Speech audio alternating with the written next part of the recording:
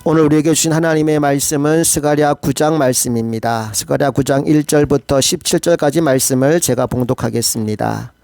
여호와의 말씀이 하드락 땅에 내리며 다메섹에 머물리니 사람들과 이스라엘 모든 지파의 눈이 여호와를 우러러 봄이니라.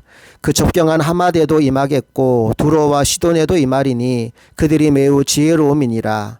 두로는 자기를 위하여 요새를 건축하며 은을 티끌같이 금을 거리에 진흙같이 쌓았도다. 주께서 그를 정복하시며 그의 권세를 바다에 쳐넣으시리니 그가 불에 삼켜질지라. 아스글론이 보고 무서워하며 가사도 심히 아파할 것이며 에그로는 그 소망이 수치가 되므로 역시 그러하리라. 가사에는 임금이 끊어질 것이며 아스글론에는 주민이 없을 것이며 아스도데는 잡족이 거주하리라. 내가 블레셋 사람의 교만을 끊고 그의 입에서 그의 피를 그의 입 사이에서 그 가증한 것을 제거하리니 그들도 남아서 우리 하나님께로 돌아와서 유다의 한 지도자같이 되겠고 에그로는 여부스 사람같이 되리라. 내가 내 집을 둘러 진을 쳐서 적군을 막아 거기 왕래하지 못하게 할 것이라. 포악한 자가 다시는 그 지경으로 지나가지 못하리니 이는 내가 눈으로 친히 봄이니라. 시온에 따라 크게 기뻐할지어다. 예루살렘에 따라 즐거이 부를지어다. 보라, 내 왕이 내게 임하시나니 그는 공의로우시며 구원을 베푸시며 겸손하여서 나귀를 타시나니 나귀의 작은 것 곧 나귀 새끼니라.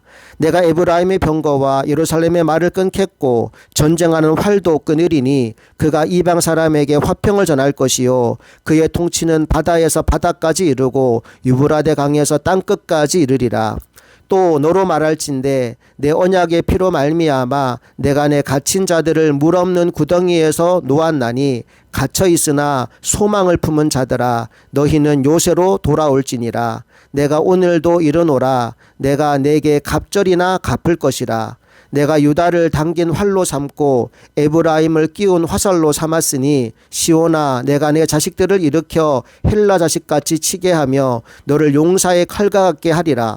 여호와께서 그들 위에 나타나서 그들의 화살을 번개같이 쏘아내실 것이며 주 여호와께서 나팔을 불게 하시며 남방 회오리 바람을 타고 가실 것이라. 만군의 여호와께서 그들을 호위하시리니 그들이 원수를 삼키며 물맷돌을 밟을 것이며 그들의 피를 마시며 즐거이 부르기를 술 취한 것 같이 할 것인즉 피가 가득한 동이와도 같고 피 묻은 제단 모퉁이와도 같을 것이라.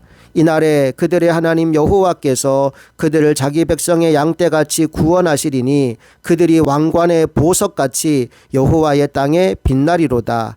그의 형통함과 그의 아름다움이 어찌 그리 큰지 곡식은 청년을 새 포도주는 처녀를 강건하게 하리라. 아멘. 오늘부터 고난주간이 시작됩니다. 스가랴서 9장의 말씀을 이 고난주간에 묵상하게 하신 하나님의 은혜를 찬양합니다.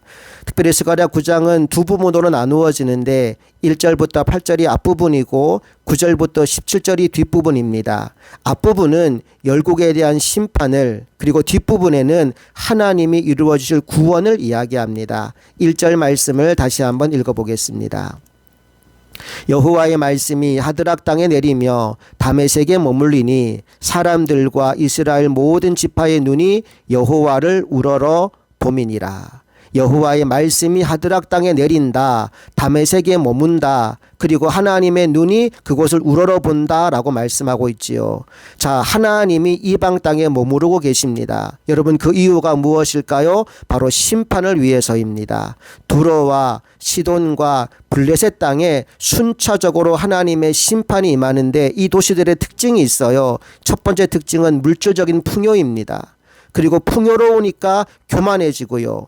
교만해지니까 자기의 힘과 능력을 의지합니다. 그래서 결국 망하는 코스를 밟게 되는 것이지요. 3절 말씀 같이 읽어봅니다. 시작. 두로는 자기를 위하여 요새를 건축하며 은을 티끌같이 금을 거리에 진흙같이 쌓았도다.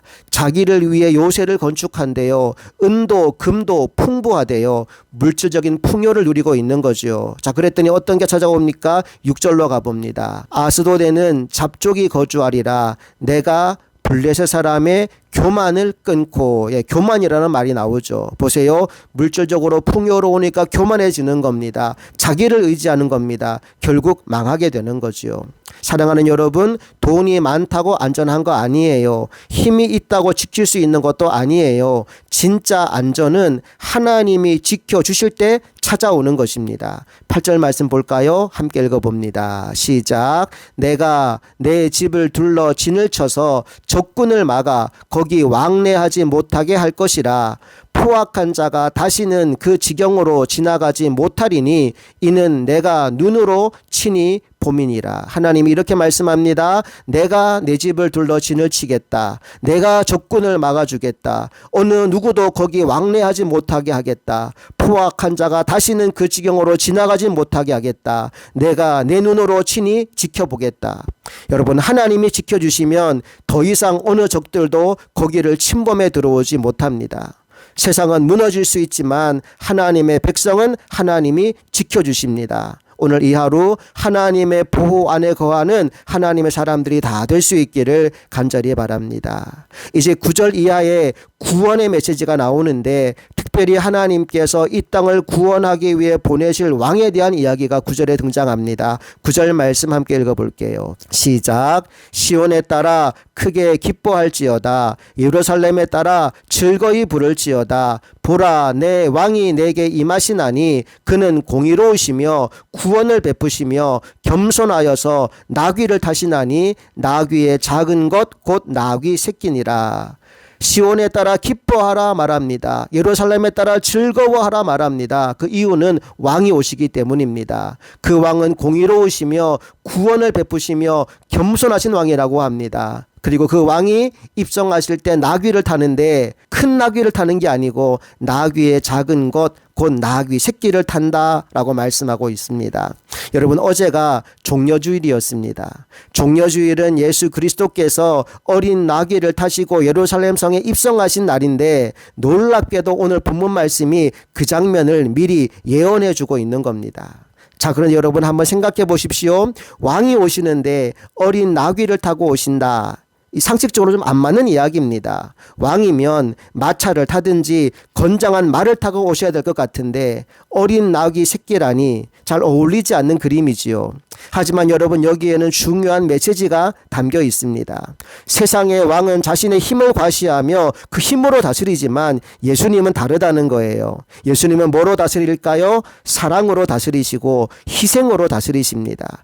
그래서 예수님은 이 땅에 왕으로 오셨지만 너무나 무기력하게 십자가를 지셨습니다. 땅을 정복하는 대신에 자기 자신의 생명을 내어주셨습니다. 여러분, 이것이 하나님 나라의 방식입니다. 자, 그런데 이 왕이 나귀를 타고 오심으로 말미암아 세상에 주시는 게 있어요. 자, 그게 뭐냐? 10절 말씀으로 가보겠습니다. 시작. 내가 에브라임의 병거와 예루살렘의 말을 끊겠고 전쟁하는 활도 끊으리니 그가 이방 사람에게 화평을 전할 것이요 그의 통치는 바다에서 바다까지 이르고 유브라데 강에서 땅 끝까지 이르리라. 우리 주 예수 그리스도가 이 땅에 와서 하신 일이 뭐냐? 이방 사람에게 화평을 전하는 것이다 라고 말씀합니다. 예, 그렇습니다. 예수 그리스도는 세상에 평화를 주시는 왕이십니다. 그 예수 그리스도를 마음에 영접함으로 세상이 줄 수 없는 진짜 평화를 누리는 하나님의 종들이 다 될 수 있기를 간절히 바랍니다. 자, 그리고 우리가 여기서 한 걸음만 더 나가기를 원합니다. 바로 우리의 사명에 대한 것을 좀 생각해 보기를 원하는데 마태복음 5장 9절 말씀을 함께 찾아보겠습니다.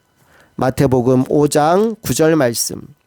우리 다 같이 한 목소리를 읽어봅니다. 시작. 화평하게 하는 자는 복이 있나니 그들이 하나님의 아들이라 일컬음을 받을 것이며. 누가 복이 있다고요? 화평하게 하는 자가 복이 있대요. 그들에게 주어지는 복이 무엇입니까? 하나님의 아들이라 일컬음을 받게 된다라고 말씀합니다. 그러니까 하나님의 자녀가 반드시 해야 되는 일이 뭐냐? 하나님의 자녀에게 맡겨주신 사명이 뭐냐? 화평하게 하는 일, 화평하게 하는 사명이라는 것이지요. 예수 그리스도께서 이 땅에 오셔서 평화 일을 하신 것처럼 하나님의 자녀된 우리들에게 맡겨진 사명 역시도 화평하게 하는 일이라고 오늘 성경은 말씀하고 있습니다. 성경 한 곳 더 찾아보기 원합니다. 고린도후서 5장 18절 말씀. 고린도후서 5장 18절 말씀 다 같이 읽어봅니다. 시작. 모든 것이 하나님께로서 났으며 그가 그리스도로 말미암아 우리를 자기와 화목하게 하시고 또 우리에게 화목하게 하는 직분을 주셨으니. 보세요. 하나님이 하신 일이 뭡니까? 예수 그리스도로 말미암아 우리를 하나님과 화목하게 만들어 주셨어요. 그리고 하나님과 화목하게 된 우리들에게 맡겨준 직분이 있는데 화목하게 하는 직분을 맡겨주셨다라고 말씀합니다. 여러분에게는 각자 직분이 있지요. 집사, 권사, 장로 뭐 이런 직분들이 있는데 그 직분에 선행하여 하나님 주신 직분이 있습니다. 바로 화목하게 하는 직분이에요. 이 고난주간을 보내면서 이 직분을 잘 감당하는 믿음의 종들이 되기를 간절히 소망합니다. 19절 이어서 읽어볼게요. 시작. 곧 하나님께서 그리스도 안에 계시사 세상을 자기와 화목하게 하시며 그들의 죄를 그들에게 돌리지 아니하시고 화목하게 하는 말씀을 우리에게 부탁하셨느니라. 여러분, 하나님이 우리에게 뭐 부탁하실 분이 아니시잖아요. 그런데 오늘 성경을 보니까 하나님이 우리에게 부탁하신 게 있대요. 그게 뭡니까? 화목하게 하는 말씀을 우리에게 부탁하셨다라고 말씀하고 있습니다. 여러분, 하나님의 부탁 안 들어주실 겁니까? 오늘 하나님께서 이렇게 말씀하셨으니 우리가 이 말씀을 마음에 품고 평화를 만드는 사람, 화목하게 하는 직분을 잘 감당하는 사람으로 이 하루를 살아가게 되기를 간절히 소망합니다. 자, 그런데 우리가 이 생각을 해봅시다. 그러면 예수님은 어떻게 평화를 만드셨을까? 어떻게 세상에 평화를 이루셨을까? 답은 간단합니다. 십자가로 만드셨습니다. 사랑과 희생과 섬김으로 평화를 만드신 거예요. 오늘 우리가 해야 될 일도 바로 이것입니다. 사랑과 희생과 섬김으로 평화를 만드는 사람, 그가 바로 하나님의 자녀입니다. 우리가 하나님의 자녀로서 감당해야 될 그 사명을 감당하는 이 한 주간 되었으면 좋겠습니다. 고난주간을 시작하며 여러분 마음속에 한번 떠올려 보세요. 혹시 내가 미워하는 사람이 없는가? 혹시 나와 원수된 사람이 없는가? 누구와 갈등하는 사람이 없는가? 오늘 우리에게 하나님이 말씀하십니다. 그와 화평을 이루라. 너를 낮추고 십자가에 너를 못 박고 희생과 사랑과 섬김으로 그와 화목을 이루라. 오늘 우리에게 말씀하십니다. 하나님이 내게 그 말씀 주셨다라는 확신이 있다면 오늘 예수 그리스도의 마음을 품고 믿음으로 나아가 그와 화목하게 되고 화평한 하루가 되기를 원합니다.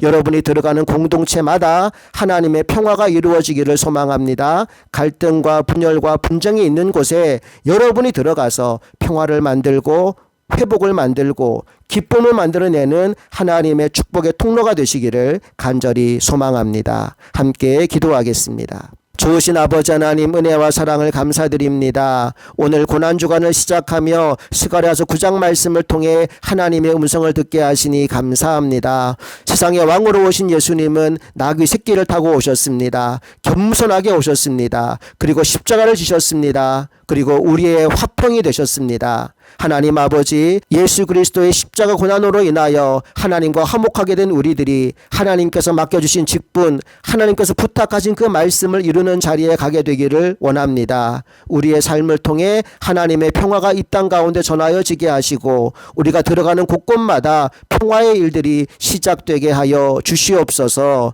이 한 주간 고난주간을 보내며 날마다 순간마다 주님의 십자가 길을 함께 따라 걸어가는 믿음의 삶을 살아가기를 간절히 소망하며 우리 주 예수 그리스도의 이름으로 기도합니다. 아멘.